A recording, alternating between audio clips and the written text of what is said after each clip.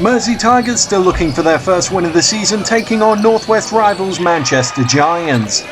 Gail Hulson with a couple of early baskets for the home team as the sides traded scores. Get back first, make sure if you're not back, get back, then breathe back when you're in there. Step up on him. Ali cannot get into a rhythm. If he gets into a rhythm, he'll start popping the shots. But it was the Tigers who were starting to get into a rhythm. A couple of minutes into the second period and Daniel Pilkington with the jump shot as the home side moved into a double-digit lead. Chris Bigley from the elbow to cap an 11-0 run, Tigers by 13. What we're in, we know what are we in. What are we in? Then what the hell's going on? Why are we losing sight of our man? You got to go to Phil. You got. Devon Bailey's triple got the Giants moving in the right direction, and when he repeated the trick a couple of minutes later, the gap was down to 31-24. Phil Waite making a nuisance of himself inside close to the basket as the Tigers continued to have a comfortable lead in the closing stages of the first half. David Watts would eventually clean up this play to finish off the first half, but it was Mersey who led at the break 39-32. With that dunk came a change in momentum, Manchester coming out of the locker room in impressive fashion, Eves with this throwdown. The Giants' defensive intensity was increased, James Jones with the steal, and he would dish the and one to Bailey as the Giants took the lead. Helping each other. You're now gone to individual stuff. I asked you to screen. Let's go and screen. You go back to the basic motion. Manchester, though, were in control of things at this stage and suddenly were finding scoring pretty easy to come by. All to the basket and all too easy. They would post 31 points in the first 8 minutes of the second half, giving up just 2 baskets at the other end in the process to lead 61-43. Steph Gill hit 3 triples and another 3 from the line as he posted 12 of a further 15 unanswered as the Giants padded their lead early in the fourth. Mersey unable to sustain their good start, Manchester running out comfortable in the end. Final score, Tigers 65, Giants 96. Tony, Tigers played pretty good for the first 20 minutes. What happened in the third quarter? We've got a small bench, young lads. We give it everything we had in the first 2 quarters. Got to the third quarter and it was just one of those things. We were tired. They put the pressure on. They stepped up their game. Jeff had obviously talked to them hard in the changing rooms. They come forward against us and our lads just froze. It was a shock. By the time we did get back into it, they got the lead and it was just trying to keep pushing.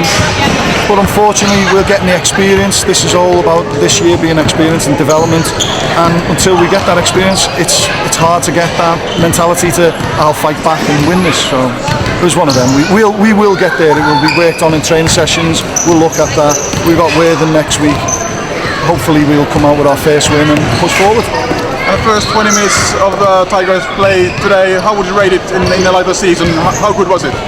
We seem to be getting better each time. The pressure is coming on. Like we've lasted 2 quarters. We pushed Giants. They were trying everything. We were matching them point for point. We went in the lead. I now need to get it the third quarter, fourth quarter, and keep pushing forward. And eventually, it'll be 4 quarters of the same intensity, and we'll be showing these teams that local lads, local English players, can come out and do the same as the Americans, as the Europeans. But pretty good crowd today over here. I mean, quite full, and despite the team not winning so far, the fans keep on coming here. Yeah, we've gotten. The thing is, it's now a community team. Everyone sees us in the community. We're in schools, we're in youth clubs, we're into everything to do with basketball. We're there showing people that we're going to develop. It's about sustainability with our team. We've got to get the crowds in. Hey, we've lost every game, and yet we've got virtually a full crowd coming to watch us. This is what we want, and we want to keep pushing, so that eventually, hey, we outgrow this place, we move on to a bigger place, but we are like the people's team. We're going out there and the people coming to see us, seeing local people that they know, and then it has a knock-on effect. Young kids can say, hey, that's going to be me in 10 years time. So this is what we're planning to do. This is all what the club's about, development and the future. Jeff Jones, Manchester Giants returned to the action after Christmas. First 20 minutes, what are your views on that one? I think we were halfway across the Pennines heading to Sheffield for Sunday. I think we were going the wrong direction. To be fair, we weren't good. We didn't finish easy shots, but To be honest, Mersey have added some people. Phil's obviously one of our kids. He's here. The other guy, Lockhart, they're okay. But we just weren't ready. We weren't focused, and we probably came in with a little bit too complacent. And obviously the break, I thought maybe we needed, but maybe we didn't. We should have practiced a little bit more than we did over Christmas.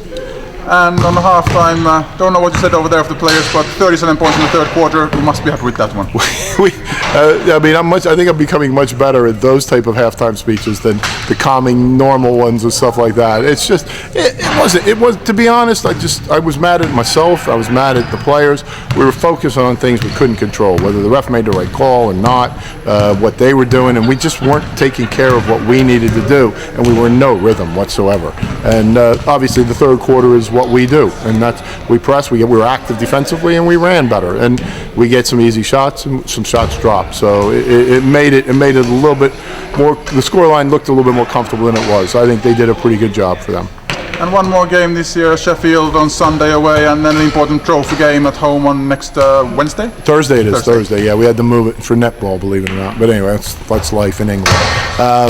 Obviously, this is our first road win, and all right, everybody can say it should be expected and everything else, but when you haven't won on the road and you played people close or you've got it's difficult, and it was a good win, and hopefully we got all the rust out and all the Christmas festivities out, and we can focus on Sunday. It'll be a tough game. Sheffield's a tough place to go and win, just like Chester. They have a mystique about the places, and players sometimes don't like them.